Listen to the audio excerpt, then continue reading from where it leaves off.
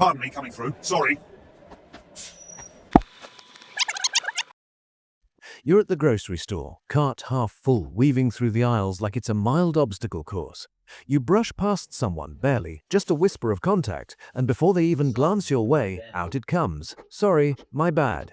They smile, wave it off, but you're already replaying it, adding another sorry under your breath as you grab the milk.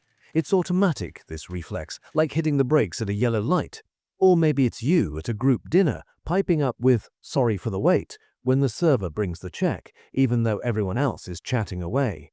Why the constant apologies for things that aren't even offenses? It's polite, sure, but let's linger on that for a second. What if it's not just manners? What if it's a quiet strategy, honed over years, to keep the peace before any storm clouds gather? Stick with me here, because we're about to uncover why that sorry slips out so easily, and it might reveal something a little raw about how we navigate the world, maybe even about you. Let's ease in with the classic one, the type who apologizes like it's breathing, the preemptive peacekeeper. Imagine you're in line at Starbucks, that familiar hum of the espresso machine in the background, and you accidentally step back an inch too far, not even touching the person behind you.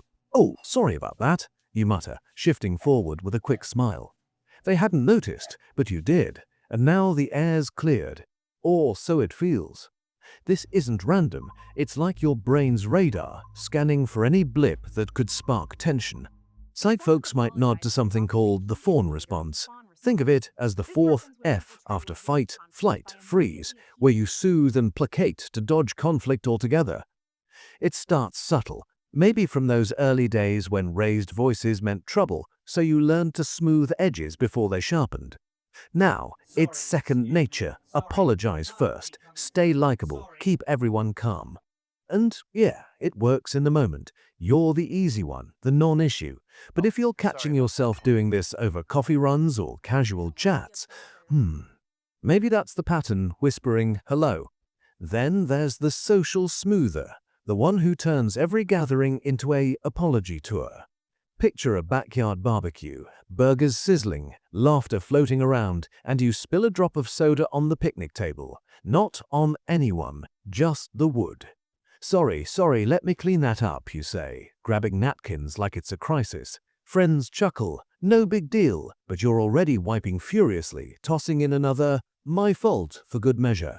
On the surface, it looks like top-tier politeness, the kind we praise in rom-coms or office emails. But peel back a layer, and it's often that same fawn vibe, wired to ensure you're indispensable in the nice category. Rejection stings, right? So by over-apologizing, you're buying insurance, stay agreeable, and no one pushes you out. It's clever, really, this invisible shield, born from moments where not being liked meant isolation. If this rings a bell, like that time you apologized for laughing too loud at a joke, well, you're not alone in that quiet calculation. And if these are hitting a nerve, making you nod along, hey, if you're still watching, maybe subscribe for more of these little mirrors into how we tick.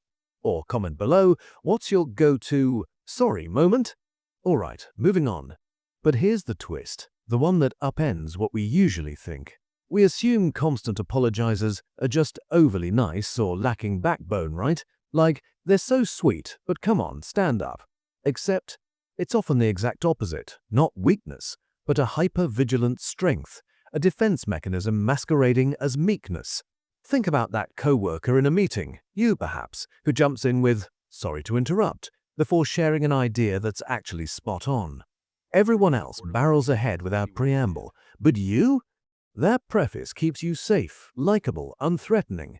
The motive contradicts the image. It's not about being polite for politeness' sake. It's a survival hack to avoid rejection's bite. Deep down, that fawn response kicks in because past experiences taught that conflict equals loss. Maybe a family where opinions got shot down, or friendships that fizzled when you weren't accommodating enough. So now, apologies are your currency for belonging, ensuring you're never the one cast out. It's not deference, it's strategy. And if you're replaying conversations in your head, adding sorries that weren't there, yeah, that might be the contradiction staring back. Another pattern creeps in at work, the professional placator who sprinkles "sorry" like seasoning on every email or call. You're on a video conference, connection glitches for a split second. Yours, not theirs. And out comes, "sorry about the lag, my internet's acting up." Or drafting that report, you hit send with "apologies if this is late by a minute." It's seamless, blending into the hustle of deadlines and team chats, that American work ethic where productivity meets perpetual courtesy. But underneath, it's often that ingrained need to diffuse any whiff of disapproval, keeping you in the good graces loop. Grew up in environments where mistakes meant criticism. This becomes your buffer, apologizing preemptively so no one else has to point it out. It's efficient, keeps the flow going, but it also keeps you one step ahead of potential fallout. Recognize it in those "sorry for the long emails" sign-offs, even when it's concise. That's the mindset at play, subtle but always on. Finally, there's the internal echoer, the one who apologizes even when no one's around to hear it. You're home alone, drop a fork in the sink platter and whisper "sorry" to the empty kitchen, or trip over your own shoe and mutter "my bad," like the floor might hold a grudge.